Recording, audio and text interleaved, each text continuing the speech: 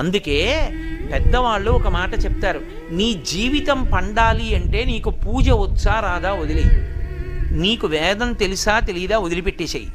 నువ్వు ఉపనిషత్తులు చదువుకున్నావా చదువుకోలేదా వదిలిపెట్టేయి, రామాయణ భారత భాగవతాలు తెలుసుకున్నావా లేదా వదిలిపెట్టేయి,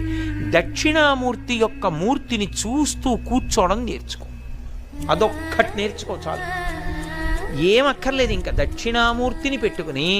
రోజు కాసేపు ఆయన్ని చూస్తే చాలు. మీకు నేను ఇంకా విచిత్రమైన విషయం చెప్పనా, చంటి పిల్లలు కొంచెం కొంచెం పెరిగి పెద్దవాళ్ళు అవుతున్నప్పుడు ఇంట్లో అందమైన దక్షిణామూర్తి విగ్రహం ఉండి, విగ్రహం అంటే ఫోటో కనీసం ఉండి, పిల్లలు కాసేపు దాని వంక చూడడం అలవాటైతే మీరు చూడండి, నేను యథార్థం చెప్తున్న, పెద్దలు నిర్ణయం చేసింది, వాళ్ళు కళ్ళు తిప్పి ఆడుకుంటూ ఆడుకుంటూ పాకడం కూర్చోవడం వచ్చినప్పుడు చూసినప్పుడు వాళ్ళు నిశ్చలంగా కాసేపు ఇలా దక్షిణామూర్తి వంకే చూస్తారు. పిల్లలు చిన్న